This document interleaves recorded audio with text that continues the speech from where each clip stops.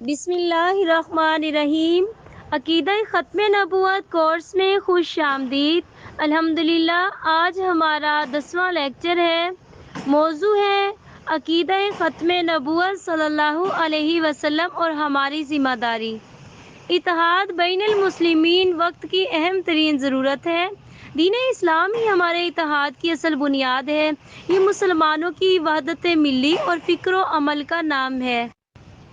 سب مسلمان آپس میں بھائی بھائی ہیں، ان میں کسی قسم کی تفرقہ بازی جائز نہیں، اور فرقہ بندی کے سدباب کے لیے قرآن مجید میں بار بار مسلمانوں کو متحد رہنے کی تلقین بھی فرمائی گئی ہے۔ قرآن مجید میں ارشاد خداوندی ہے، اور مضبوطی سے پکڑ لو اللہ کی رسی کو، سب مل کر اور جدا نہ ہونا۔ سورۃ ال عمران آیت 103۔ حضور نبی صلی اللہ علیہ وسلم کا ارشاد گرامی ہے کہ ایک مسلمان دوسرے مسلمان کے لیے اس مکان کی طرح ہے جس کا ایک حصہ دوسرے حصے کو مضبوط رکھتا ہے۔ یہ فرما کر آپ صلی اللہ علیہ وسلم نے اپنے ایک دستے مبارک کی انگلیاں دوسرے دستے مبارک میں پیوست کر کے بتایا کہ سارے مسلمان اس طرح باہم مربوط ہیں۔ اللہ تبارک و تعالیٰ کی توحید، نبی کریم صلی اللہ علیہ وسلم کی رسالت، ختم نبوت، قرآن کریم، قیامت، دیگر ضروریات دین میں کلی موافقت ہے۔ فرقہ واریت دین کے لیے زہر قاتل ہے۔ اسلام اس کی شدید مذمت کرتا ہے۔ جو شخص اسلام میں فرقہ بناتا ہے، قرآن مجید اسے مشرک بتاتا ہے، جیسا کہ فرمان خداوندی ہے: اے غلامان مصطفیٰ صلی اللہ علیہ وسلم، تم بھی اپنا رخ اسلام کی طرف کر لو، اللہ کی طرف رجوع کرتے ہوئے، اور ڈرو اس سے اور قائم کرو نماز کو، اور نہ ہو جاؤ ان مشرکوں میں سے جنہوں نے پارا پارا کر دیا اپنے دین کو اور خود فرقہ فرقہ ہو گئے۔ ہر گروہ جو اس کے پاس ہے وہ اسی پر خوش ہے۔ سورۃ روم آیت نمبر 30-32۔ شیخ سعدی رحمۃ اللہ علیہ نے فرمایا تھا کہ چڑیاں اگر متحد ہو جائیں تو شیر کی کھال اتار سکتی ہیں۔ سامعین، مثال سے بات کرتی ہوں کہ آپ ایک پتھر لیجئے اور اسے کتے کو ماریں، آپ دیکھیں گے کہ کتا ڈر کر بھاگ جائے گا۔ اب پھر وہی پتھر لیجئے اور شہد کی مکھی کے چھتے پر دے ماریں، پھر دیکھیے شہد کی مکھیاں آپ کا کیا حال کرتی ہیں۔ پتھر وہی ہے اور آپ بھی وہی ہیں، بس فرق صرف اتنا سا ہے کہ کتا اکیلا تھا اور مکھیاں متحد۔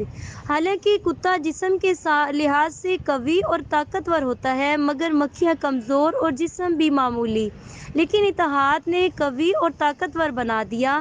اتفاق اور اتحاد میں طاقت ہے۔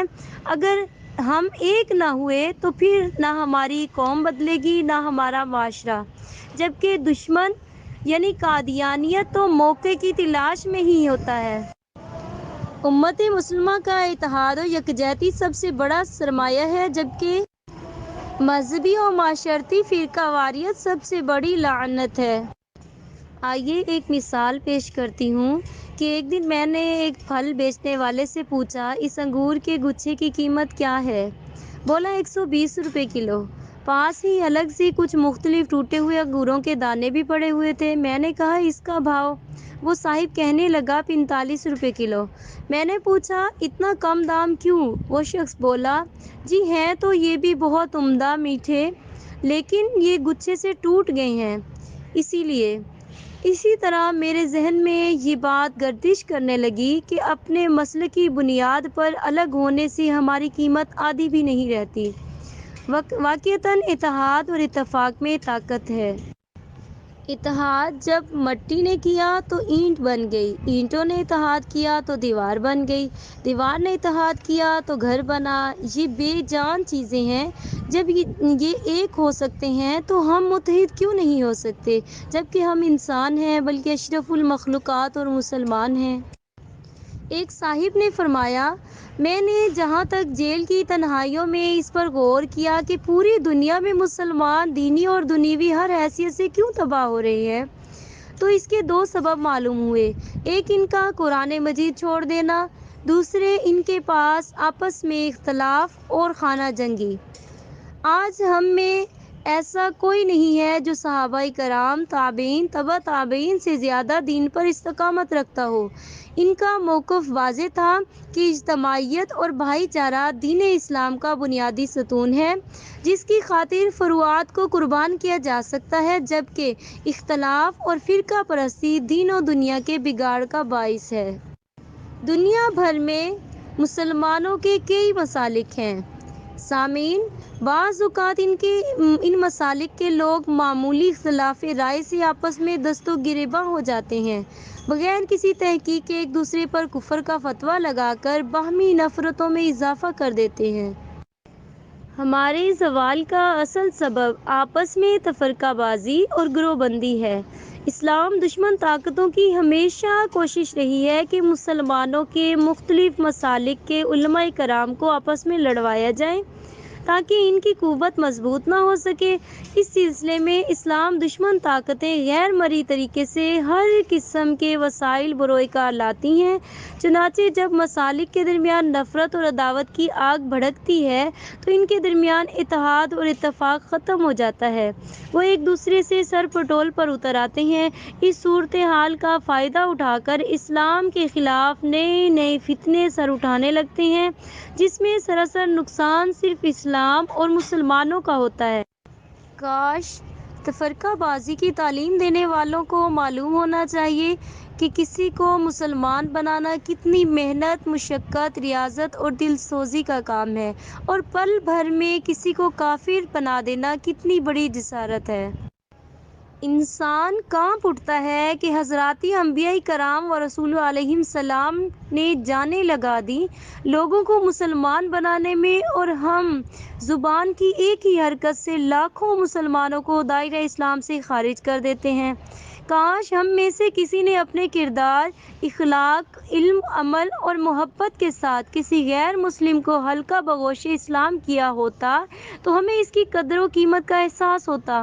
فرقہ واریت کا تصور ہمارے معاشرے میں کس قدر سرایت کر چکا ہے، اس کا اندازہ اس بات سے لگایا جا سکتا ہے کہ آج کا مسلمان خود کو مسلمان کہلوانے کی بجائے اپنے مسلک کو ترجیح دیتا ہے اور اس پر فخر کرتا ہے، حالانکہ قرآن مجید نے ہمارا نام مسلمان رکھا ہے۔ افسوس، فرقہ واریت کا ناسور آج غیر مسلموں کے اسلام میں داخلے کے لیے سب سے بڑی رکاوٹ ہے۔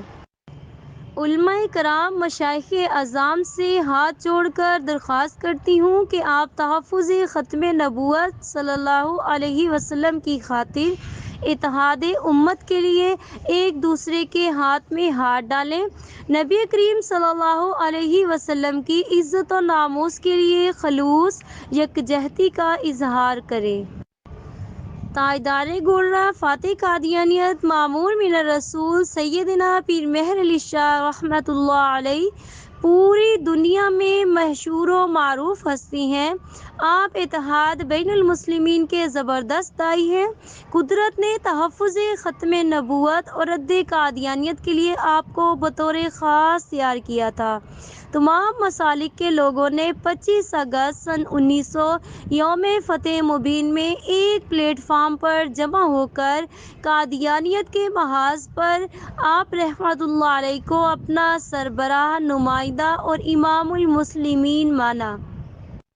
یہی پیغام ہمیں آستانِ عالیہ گولڑا شریف سے 14ویں سالانہ خاتم النبیین کانفرنس میں بھی ان الفاظ سے ملا ہے کہ ہمیں تمام تر مسلکی فرقہ واریت، سیاسی اختلافات، گروہی لسانی تعصبات کو ترک کر کے باطل قوتوں کے سامنے ملی وحدت کے ساتھ سینہ سپر ہونے کی ضرورت ہے۔ بعض فرقہ باز ایک وفد کی صورت میں سجادہ نشین آستانِ عالیہ گولڑا شریف کی خدمت میں حاضر ہوئے اور کانفرنس میں مخالف مسالک کے علماء کرام، مشائخ اعظام، سیاسی جماعتوں کے قائدین کے خطابات پر شدید اعتراض کیا۔ گولڑا شریف کے بزرگوں نے نہایت تحمل اور برداشت سے ان کی بات سنی اور فرمایا کہ ہمارے اور دوسرے مسالک کے درمیان فروعی اختلافات موجود ہیں، شاید ہمیشہ موجود رہے، لیکن نبی کریم صلی اللہ علیہ وسلم کی ختم نبوت اور عزت و ناموس کی خاطر تمام فروعی اختلافات اختلافات کو پس پشت ڈالتے ہوئے ختم نبوت کی حفاظت سب مسلمانوں کا اولین فریضہ ہے۔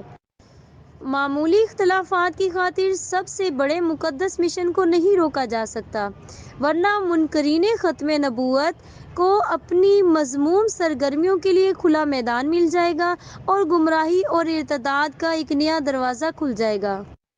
معزز سامعین، ہمیں غور و فکر سے سوچنا چاہیے کہ کیا قبر میں ہمارے مسلک کے بارے میں پوچھا جائے گا؟ کیا محشر میں فروئی اختلافات کے بارے میں دریافت کیا جائے گا؟ اگر شفیع المذنبین رحمۃ للعالمین صلی اللہ علیہ وسلم نے ہمیں محشر میں پوچھ لیا کہ میری ختم نبوت پر حملے ہو رہے تھے، میری عزت و ناموس پر قادیانی بھونک رہے تھے، تم نے کیا کیا؟ ہمارے پاس اس کا کیا جواب ہے؟ آئے روز دنیا بھر میں اسلام، قرآن اور حضور صلی اللہ علیہ وسلم کی توہین و تضحیق کی جاتی ہے، مگر ہمارے کان پر جوں تک نہیں رینگتی۔ اور اگر کوئی شخص اس سلسلے میں کام کرتا ہے تو اس پر مخالف مسلک کے آدمی ہونے کا الزام لگا کر اس کی حوصلہ شکنی کی جاتی ہے، اس کی نیت پر شک کیا جاتا ہے۔ افسوس، ہم نے تحفظ ناموس رسالت کے محاذ کو دشمنان اسلام کی یلغار کے لیے خالی چھوڑ دیا۔ ہمیں لڑنا کسی اصل محاذ پر چاہیے تھا، جبکہ ہم نے طاقت کسی اور محاذ پر لگا دی۔ معمولی فروئی اختلافات کی حدود توڑ کر جنگ و جدال اور نفرت و عداوت تک پہنچ جاتے ہیں۔ افسوس، یہ سب کچھ خدمت اسلام کے نام پر کیا جاتا ہے۔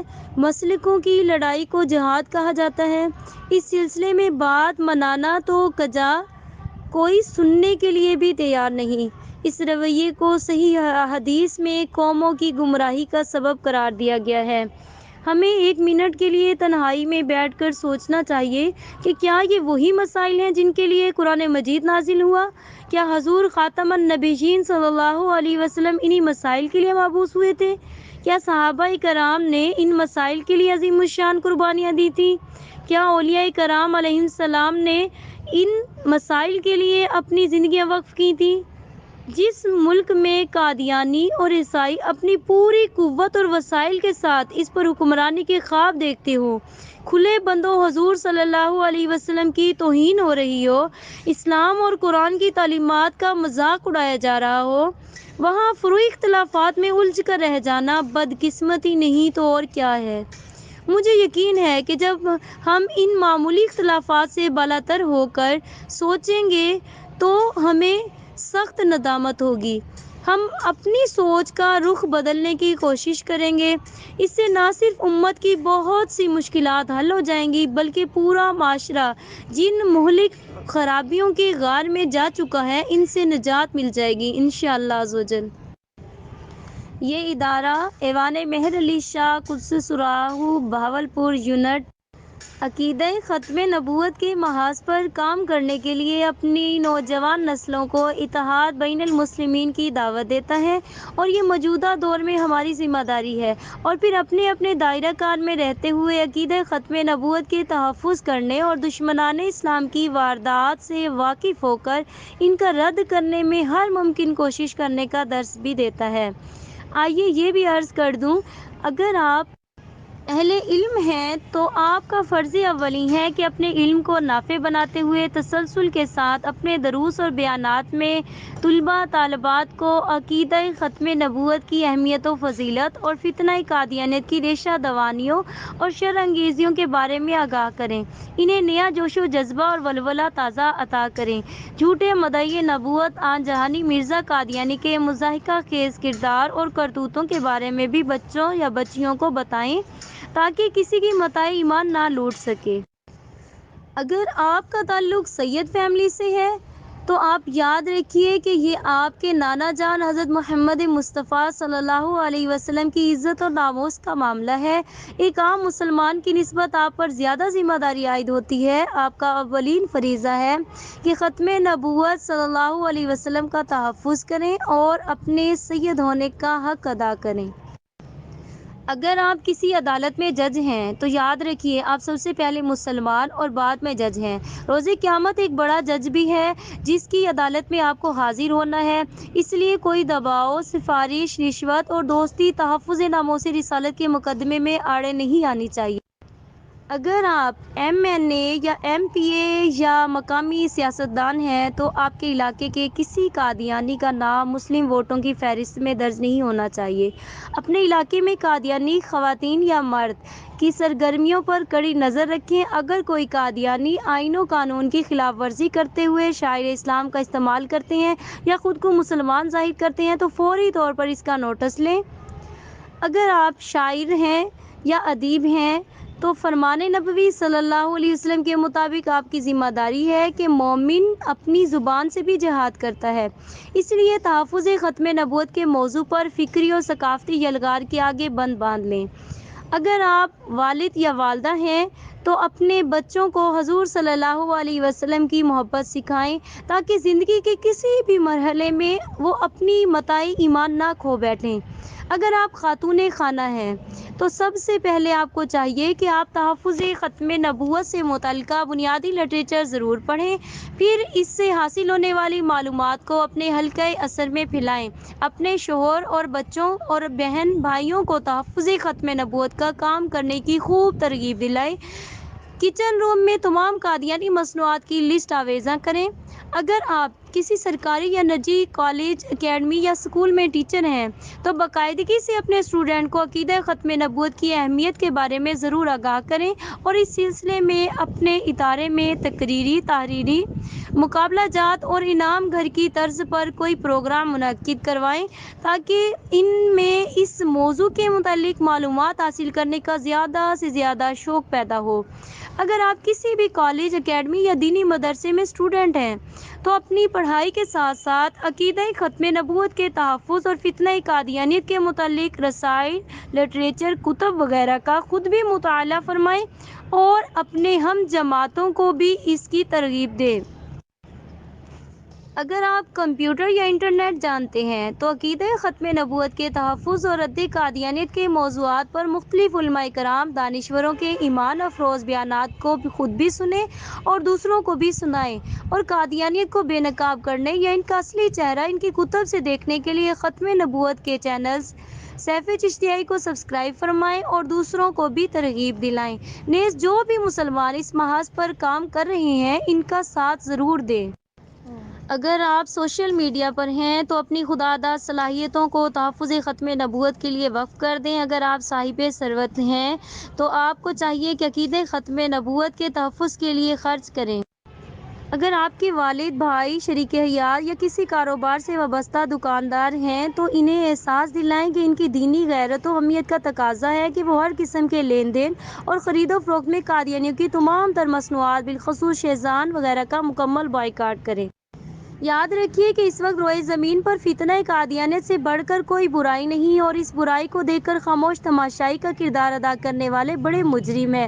وہ تمام افراد بڑے خوش نصیب ہیں جو تحفظ ختم نبوت کا کام کرتے ہیں، اس کی رغبت دلاتے ہیں اور ختم نبوت کی اہمیت کو اجاگر کرتے ہیں، قادیانیوں کی ناپاک سازشوں کا سدباب کرنے کے لیے ساتھ ساتھ انہیں اسلام قبول کرنے کی دعوت بھی دیتے ہیں۔